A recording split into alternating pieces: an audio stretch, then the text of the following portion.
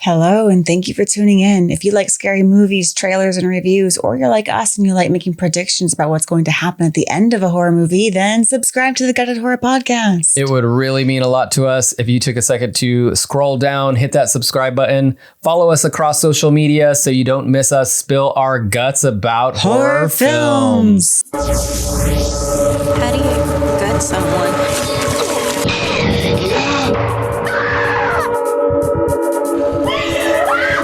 Always trust my gut.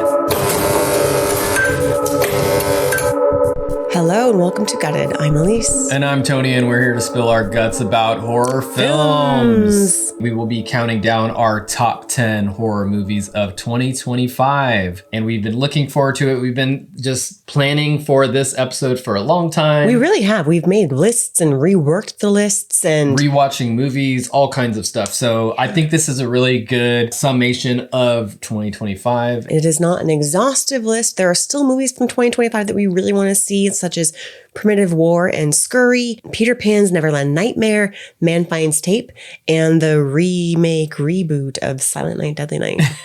Do you think any of those would make it on the list? They might. I really wanted to see Primitive War. That was actually my top one that I didn't get to see. Yes, Elise does love creature features, and she loves war movies. Do I? I mean, I just love the idea that it's a creature feature period piece. It sounds very creative. 2025 has just been another great year for horror. So many horror releases. It has really been a tough task to see them all. It has. We could very easily have a top 20. And in fact, I did have a top 20 and I had to whittle it down. And I think some of the movies on our list will surprise you. And some of them, I think you'll probably be like, that sounds about right. Most of these movies are mainstream movies that came out in the theaters. We saw them at the AMC or wherever. But then at the very end, we will have like a top 5 indie low budget honorable mentions. And as usual with our list, we'll try to keep spoilers to a minimum. Yes. Although no guarantees. We can be pretty spoil free. I think you can be pretty spoil free, but let them out. They all die. They all see dead people.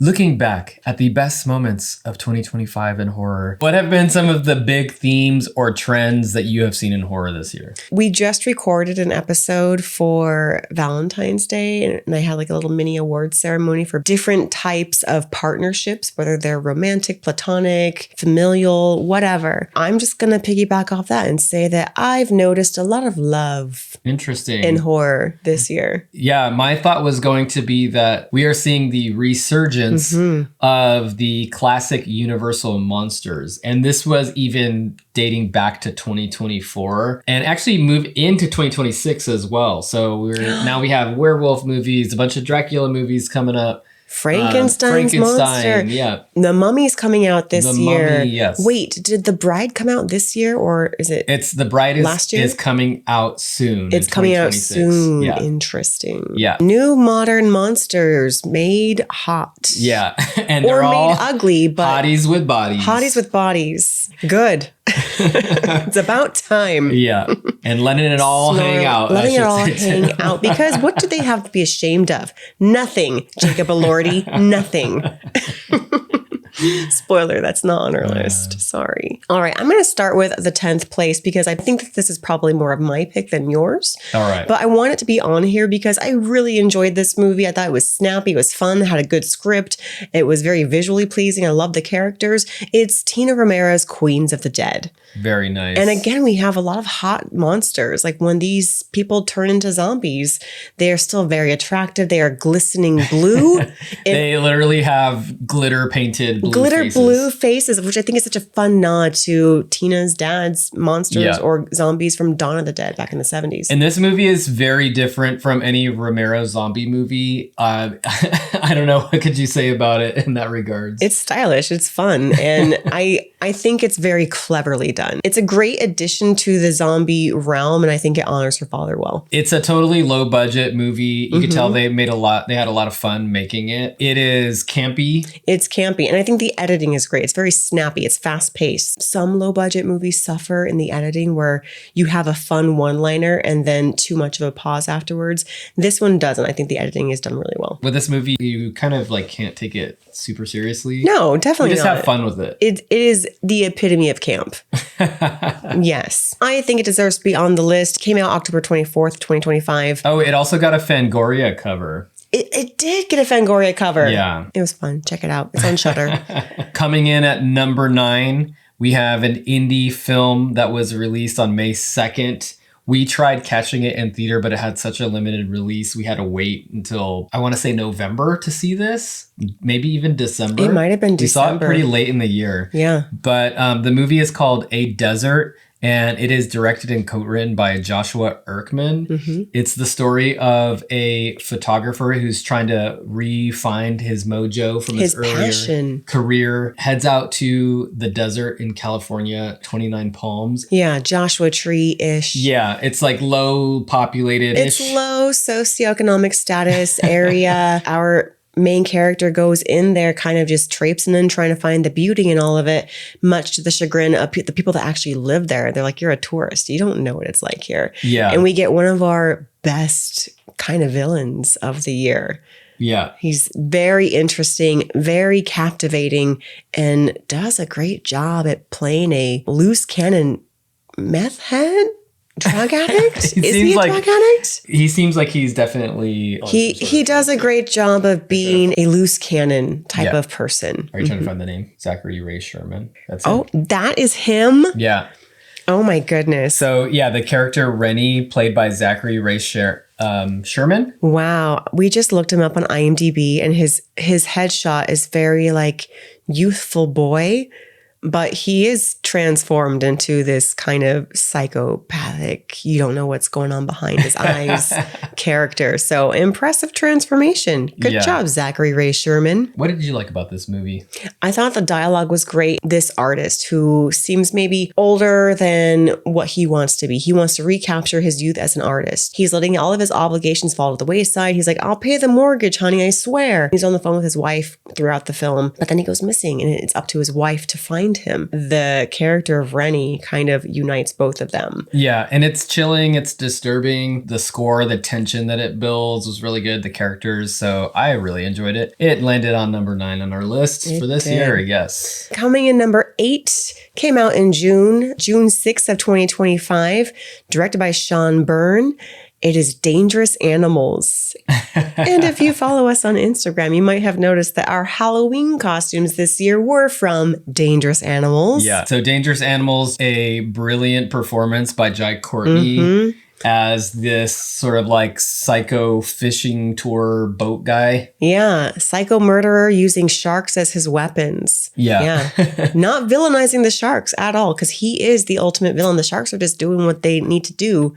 And he is literally baiting them into eating these people. It's terrifying. It has one of the creepiest death scenes, in my opinion, of the year. Definitely. Not to spoil too much, but there aren't many deaths in the movie, but it does have one that really stood out in my mind and just stuck with me for a long time afterward. Yeah. And yes, Jai Courtney is very charismatic. Hassie Harrison is an excellent lead, excellent protagonist in the film. Mm-hmm. I love her decisions. I love that she's tough and she's smart. She knows how to handle somebody like Jai Courtney's character. I know I would never be like Hassie Harrison in this situation, so I have no room to talk, but it is very refreshing to see a character like hers in a film like this, where it's like she really has no other options but what she does. Yeah. And there are some shocking moments in her decisions that she makes. I would say that Dangerous Animals is one of those movies that when I saw it in the theater, I thought like, okay, that was pretty fun, but I wasn't like totally like, this is amazing. Upon rewatch, I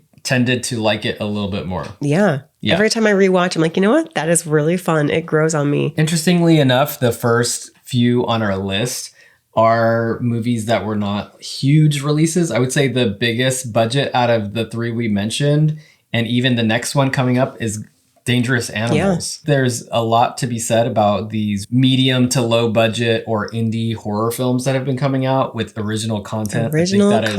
I think that's what fans want to see. They want to see something different. Yeah, we don't want to see exciting. A rehashing. We don't want to see a sequel to the Conjuring universe. I mean, at least I don't. I think I'm good on the Conjuring universe. But yeah, I think a lot of these have really original stories that stuck with us. Or an insane retelling of a story that already already exists. That we used to know and love. Which will lead us into our number 7 pick of 2025, which came out fairly early on in the year. And this is a movie that is directed by Stephen Lamort.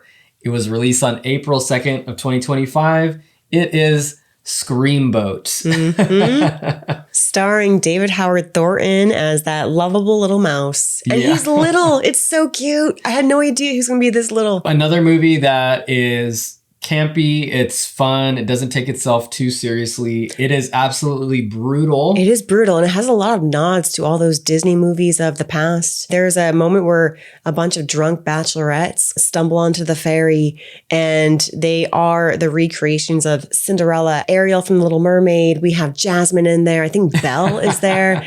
And they're just these awful humans that have their comeuppance. I remember like coming out of the theater for this one, just thinking like, what the hell did we just see? That was amazing. There was no reason for this movie to be that entertaining and to be that good. And I think my Letterboxd review at the time was, because this was April, and I was like, my favorite movie of the year so far, question mark?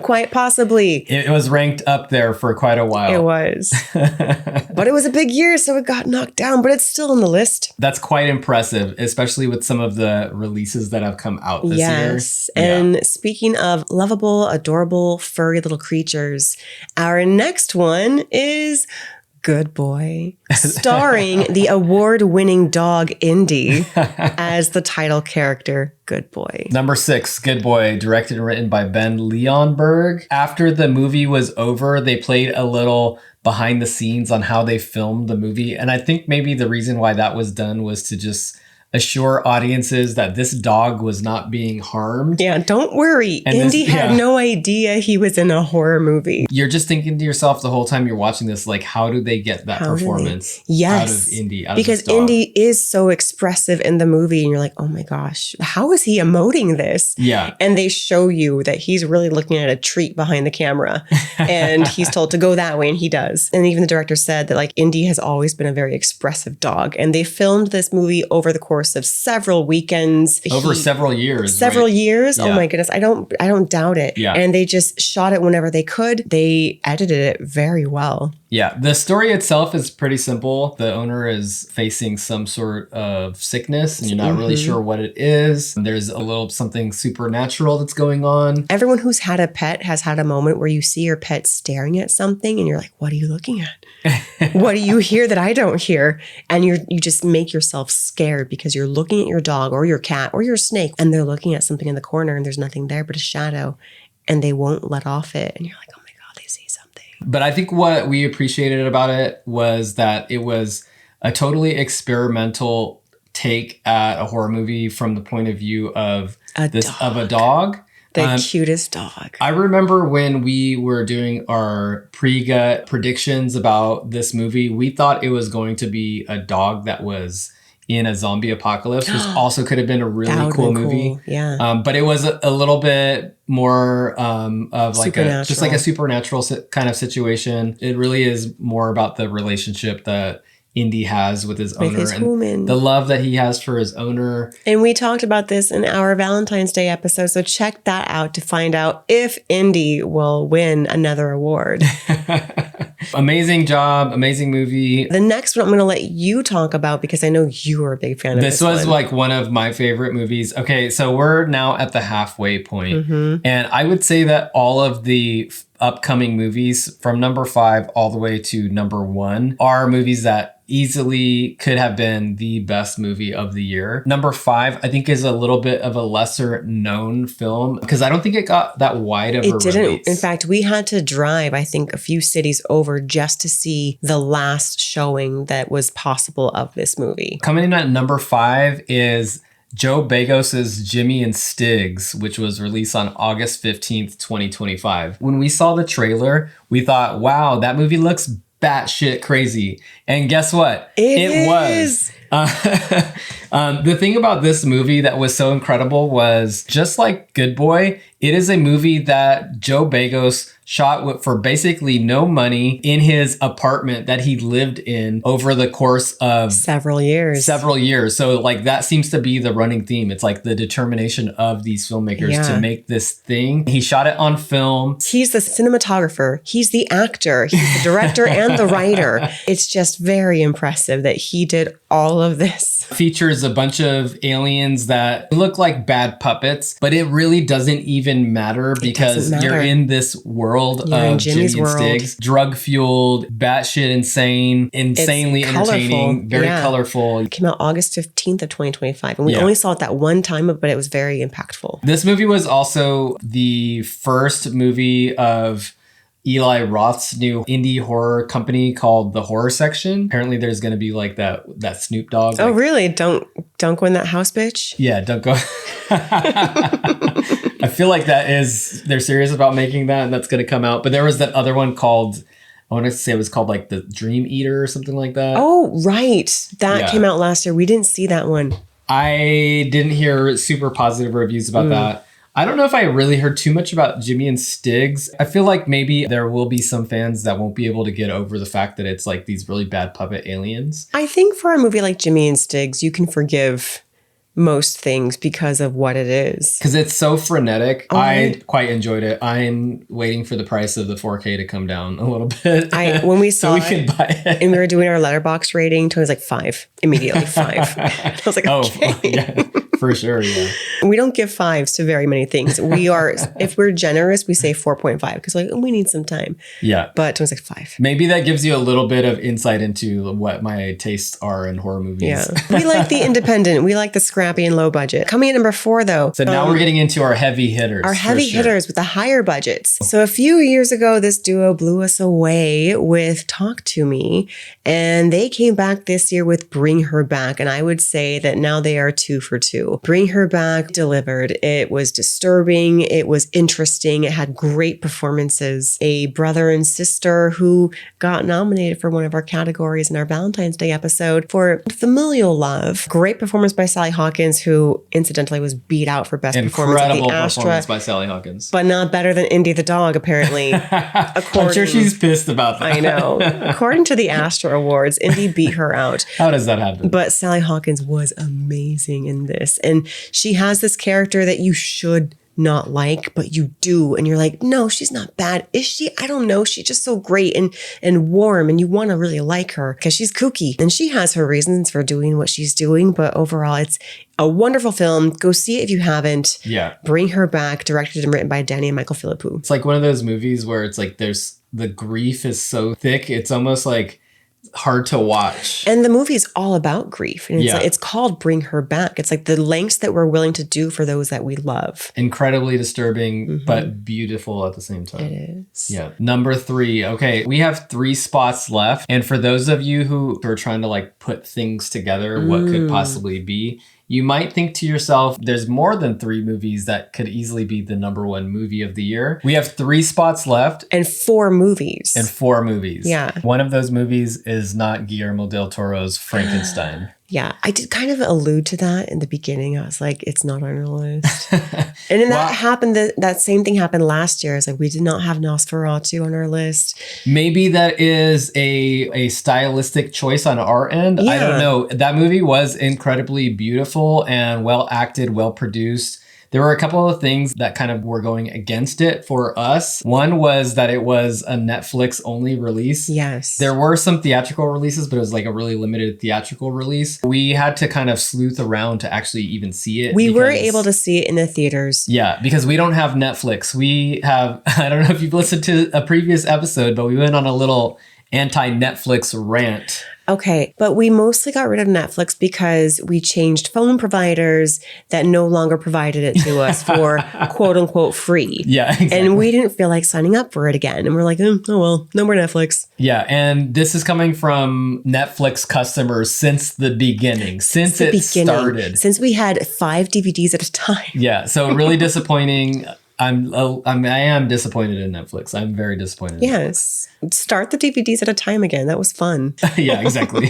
With that said, Guillermo del Toro's Frankenstein was incredibly well made. If we did a top 15, I'm sure it would land. It would probably be in there somewhere. For sure. Definitely did not make it into our top 10. Let's talk about number 3. Elise, go ahead. Number 3 spot, written and directed by another fairly new horror filmmaker who is cementing his legacy. Yeah, and I would say again, this filmmaker is 2 for 2. It is Weapons, directed and written by Zach Kreger. And again, original content, original story, very interesting. One aspect that I loved about this movie is the different vantage point storytelling, which I think was a criticism that many people had given this movie. I love it. There's another movie that came out this year that I also really loved. It was called So Torn. So as in S-E-W, Torn. It was a bit nonlinear. It had 3 different chapters of the story that it wanted to tell. That was great. I don't know the budget. It does seem a bit low budget, and I could very easily put that into my top 20. But if I had to choose between So Torn and Weapons as my different vantage point storytelling, I would choose Weapons. It was so enthralling. I loved every story. I loved how they all came together. The basic story is that a group of our whole class of students go mysteriously missing in the middle of the night. The movie probably has given us the best villain of 2025. Yeah.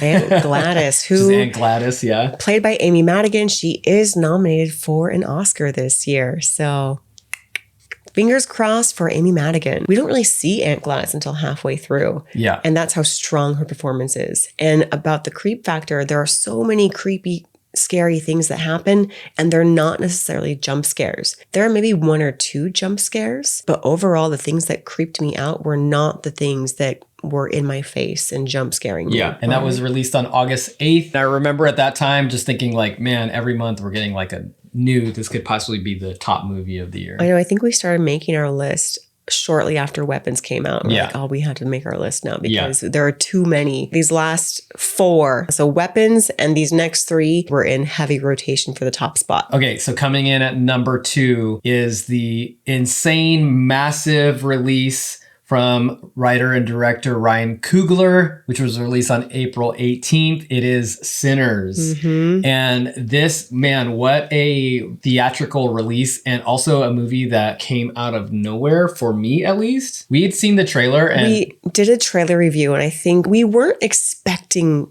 that much. I think we're expecting like cool, looks like From Dusk Till Dawn. Michael B. Jordan holding that Tommy gun just with his ripped arms just shooting. And we're like, what is this? This looks crazy. Yeah. It looks like there's some sort of demon element to it. I don't think we had quite figured out what it was. No. And in fact, that is one of my complaints, is that in trailer number 2, that's when they spoil what the main type of villain is in Sinners. Yeah. So if you don't know by now, I don't know where you've been, but it's a vampire movie. I don't think we knew that from the first trailer, which would have been a really cool reveal had we not seen trailer 2. Yeah. This was released in 70mm IMAX. So we're like, we need to find out where it is playing in 70mm IMAX. By this point, the buzz is just like off the charts for this movie. All of the screenings are just completely sold out. Yeah. We managed to find one. We had to drive like a good hour away. Probably the most money we've spent on a movie ever.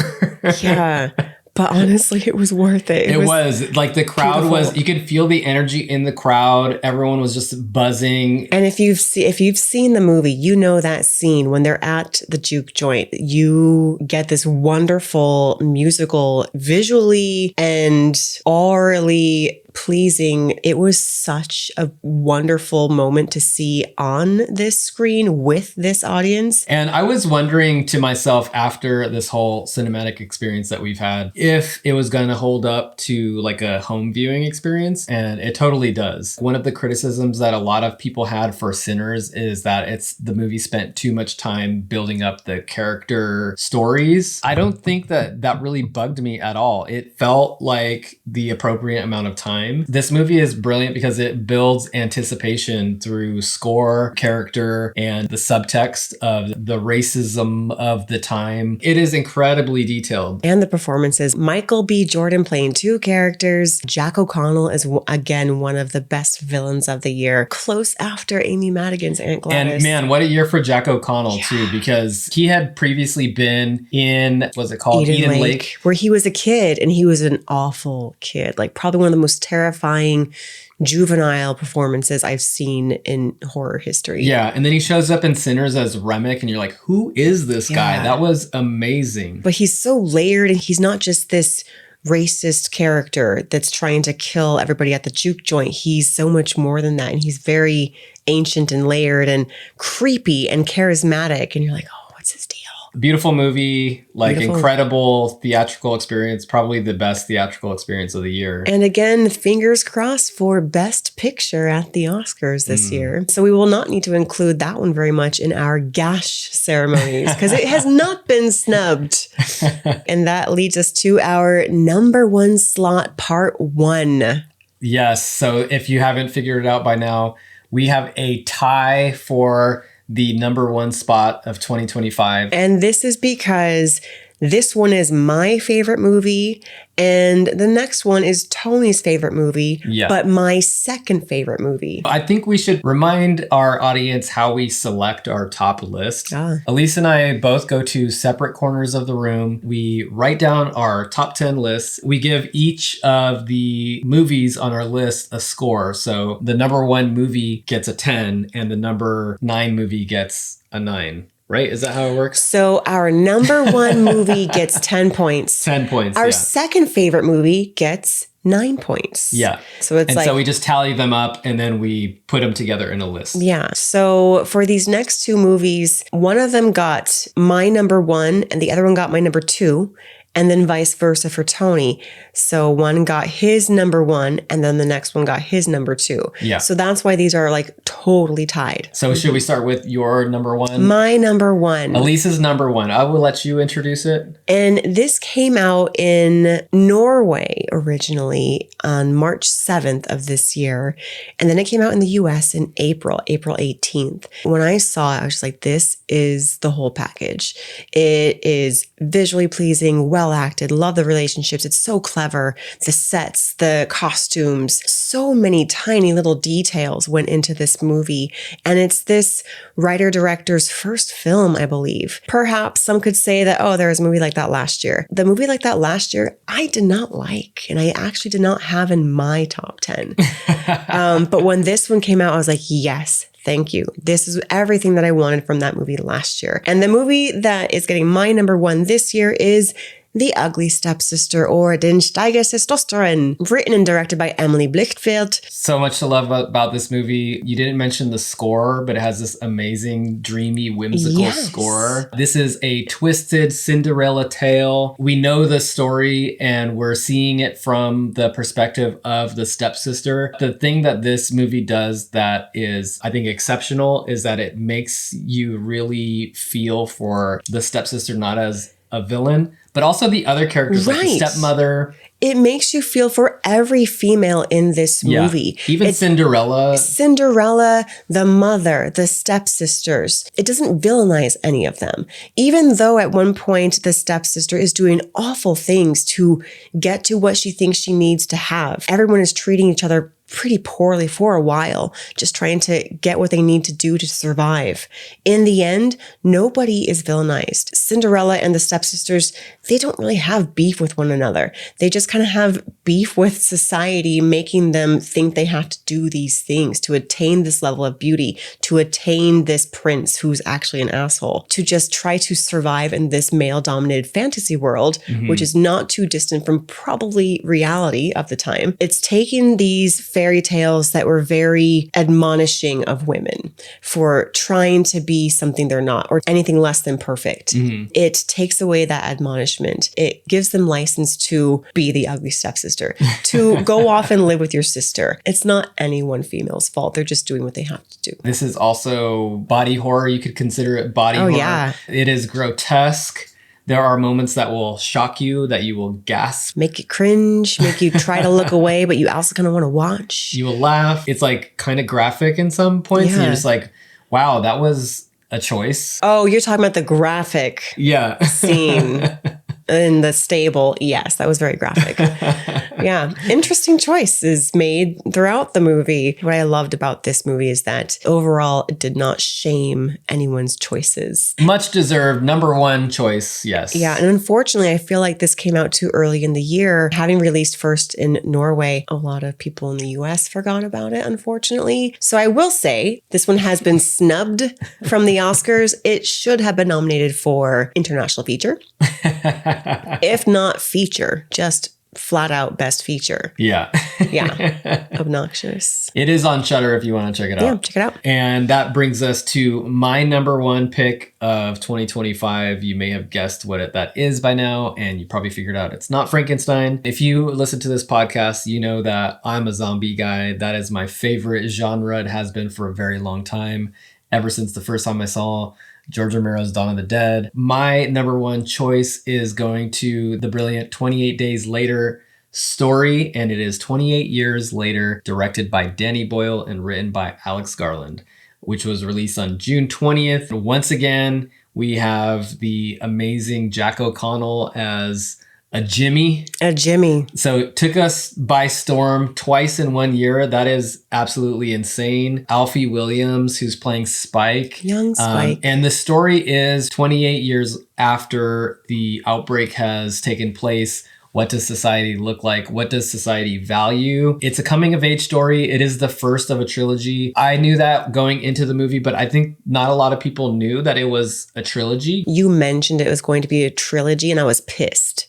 Because it's kind of a spoiler. Yeah. Because you know that you're going to end up with a sort of cliffhanger ending. And I was like, oh, what a cash grab, Yeah. Danny Boyle. Yeah. But then after knowing that and then going to see it, I was able to relax into it more. If I had not known that before seeing it, maybe I would have been upset. But after watching it, I was not upset. I was like, okay, no, this is great. It's great as a standalone film. And I don't feel like people were saying the ending is like a cliffhanger, and I don't think it is. I think it still works as a standalone film. Yeah. And if anything, the ending just makes you more intrigued for whatever is to come. For the purpose of the first film, things were wrapped up. So I don't understand why people think it was a cliffhanger. It's sort of like a second chapter, or like the next chapter. To me, something it's like that, when right? you stay for the credits and there's like a little preview at the end of the credits. You're like, oh, there's more. Interesting. Like in Strangers 2? Yeah. And that didn't make your list? It almost did. I'm not going to lie. It almost made my top 10. Oh, man.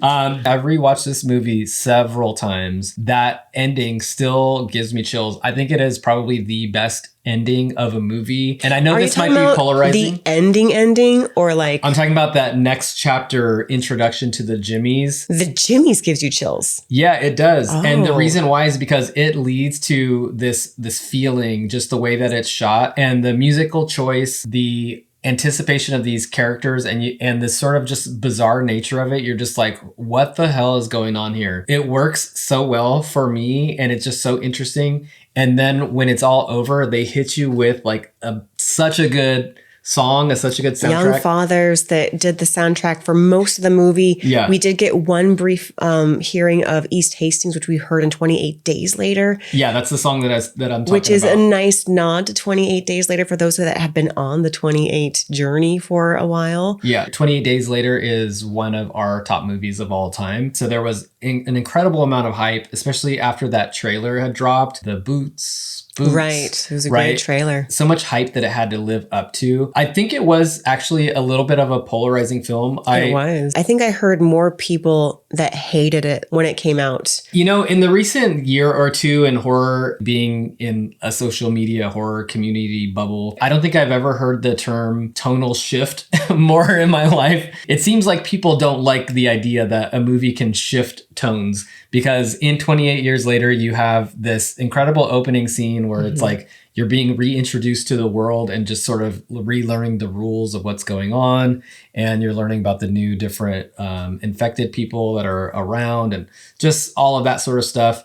And then it goes into being more of like a coming of age type story. But I feel like there's more to it than that. And I just feel like it was really sort of beautiful and peaceful, and in a way that still holds itself true to 28 Days Later, because 28 Days Later had a lot of quiet moments. Yeah, it had a lot and of... I think people forget that. Yeah. Like when they're going shopping and they're getting all their food, and they have that beautiful scene where they're driving across the countryside and it looks like an oil painting. Yeah.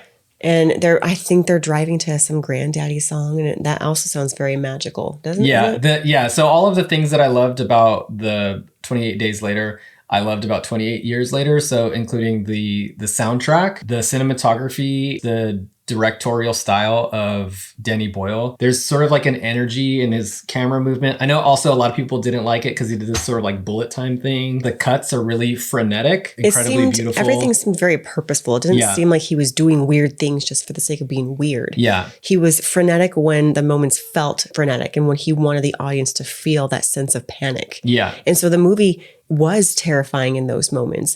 And then also there were moments that were very beautiful, and then moments that were confusing where it had very beautiful score and visuals, but something very terrifying was happening behind our characters. Very interesting choices were made throughout the movie. Incredible performances by Jodie Comer, Ralph Fiennes, Alfie Williams. Yeah, Aaron Taylor Johnson. And Jack O'Connell. If you want to hear more about our take on 28 Years Later, we did do a full film review this past year, so check that one out. Yes. All right, we did it. Those were our top 10 movies of 2025. Let's do a quick recap. What made our top 10 list of 2025? All right. Number 10, we have Queens of the Dead.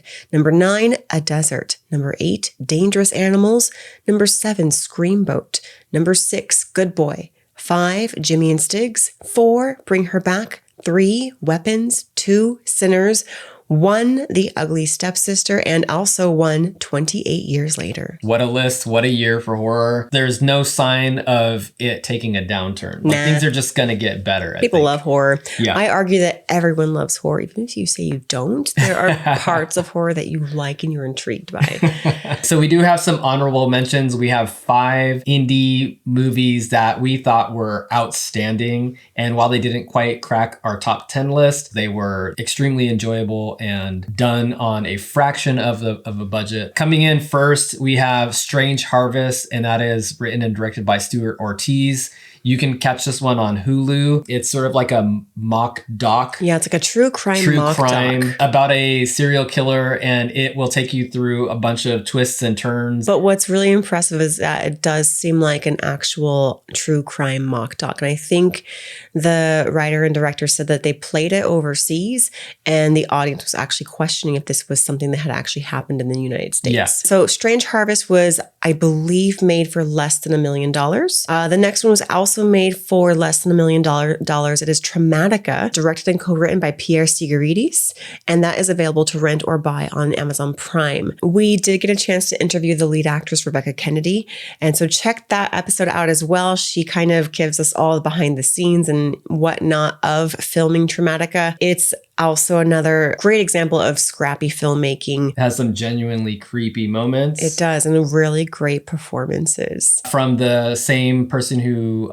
did Two Witches a few years back. Right. So if you've seen Two Witches and you enjoyed that, definitely give Traumatica a watch. Yeah. Just give Traumatica a watch anyway. A lot of fun. Coming in next, I don't know if this is considered part of the Pooniverse, but it's definitely I think it is. One of those. Yeah, because it's all of the movies that are in the public domain. Public domain. Yeah, public domain horror. But this one took us by surprise as well. It is Bambi the Reckoning, made for just $325,000, directed by Dan Allen. This one is available to rent or buy on Prime. Mm-hmm. And oh man, we went to a screening of Bambi the Reckoning, not expecting anything at all, and came out just so pleasantly surprised. And yes, there are some CGI animals romping around. You have to just accept You have to get over it. Yeah. You do. It's low budget. I think we were listening to a Joe Bob Briggs interview where he was like, you know what? Without CGI, you wouldn't have such gems as Sharknado. You can't actually throw a bunch of sharks into a tornado. So CGI has its benefits, and it does give us some really interesting horror movies. So Bambi the Reckoning, I enjoyed it. And yes, I cried at the end. It's touching. And it's not that long either. So you can very easily just give an hour and 20 minutes of your time and watch this little indie horror gem. It's a blast. You will love it. Is. Yes. Moving on to the next one. I'll let Elise introduce this one. Well, looking at my shirt here from Dread. Thank you, Dread, for the shirt of The Jester 2. I really loved the first Jester that came out, I believe, last year or 2 years ago now. I was streaming it around Halloween. I thought, what is this? I'll watch it. Who cares? It looks like a ripoff of Art the Clown, but it was so enjoyable. And it, to me, reminded me of an amalgamation of like Art the Clown and a Lifetime thriller. So if you were to take Art the Clown and turn him into a Lifetime movie, this is what you would get. You have people. She says that in a positive way, too. Definitely. Okay, who doesn't like Lifetime movies? Those are fun. They are thrilling. They're campy. And you're like, wow, my babysitter's boyfriend's going to kill my ex-boyfriend's father-in-law. Why? That's why Lifetime thrillers are fun. They're complex. Yeah. Anyway, check out The Jester. Check out The Jester 2. They're both fun. It is directed and written by Colin Crawchek. Both of them are. And you can stream them on AMC Plus. Yes. And unfortunately, I will have to do the last one because I don't think Tony's seen this one. I have not seen it, so I'm just going to have to take your word on this. I did have it on in the background and you weren't paying attention, but I think you'll have to give it a full attention watch. It is called The Bayou, or what I like to call Meth Gators. Because the setting is in the Louisiana Bayou and there are gators that accidentally chomp on meth after a drug raid gone wrong. And so these gators are hopped up on meth and these tourists crash their plane into the bayou and they had to try to find safety while avoiding the chomping jaws of meth gators. There are some interesting characters. I love this one character named Alice, who's like a secret badass. I'm like, I wish this was about her. It was actually a very enjoyable film. I believe it was made for about $5 million. It's directed by Taneli Mustonen and Brad Watson. It is streaming on Hulu. Well, that's it. We have done it. We've made it through our top 10 list as well as some honorable mentions. Mm-hmm. I do want to ask the people out there who are listening, how did you feel about our list? Do you think that we just have trash taste? Did we snub something that you really loved? Did we snub your Frankenstein with Jacob Elordi? What else? What else would you put? What did we miss? What would you change? Was Popeye the Slayer Man on your list or Peter Pan's Neverland Nightmare? We didn't see those. I did watch half of Popeye the Slayer Man. I didn't finish it. 2026, a lot of things to be excited for. We have Strangers Chapter 3. New installments in these big franchises like Strangers Chapter 3, Scream 7. Which I know a lot of people like to shit on the Strangers Rennie Harlan trilogy. Did I enjoy the first one? Not that much. Did I enjoy the second one? Actually, yes. Even the CGI bore. And I'm not trying to say CGI is better than practical effects. It's not. But even if it's there, I'm not going to complain. As someone who watches a lot of shark movies, I think she's kind of used to that sort of style of CGI. You have to allow for some CGI. And what's more impressive is if the characters and performances can transcend the cheesiness of the CGI animal that's trying to eat you. Yeah. We have Scary Movie 6 that's supposed to come out this year. Oh, yeah. And Scream 7. Yeah. And aside from that, we're definitely excited for Psycho Killer. Yeah. The Bride. Hokum. We have Hokum. We have Dooba Dooba. So what's your number one that you're looking forward to this year? And what movie did not make our list that would have made your list? And what do you agree with us on? I want to know that. Yes. Do you think that Screamboat deserved to be on the top 10 list? Of course it did. Did Bambi the Reckoning make you cry? All right. If you have listened this far, thank you so much for joining us. You can find us on YouTube, Spotify, Apple Music, anywhere where you get your audio podcasts. We're on Instagram. Instagram. Don't forget to check out our Letterboxd reviews. Yeah. Yes. Gutted Horror Podcast. Search the internet. Check us out. Check it out. Whatever. Subscribe, like it, tell your friends. All right. Thank you for watching and or listening. This has been another episode of Gutted.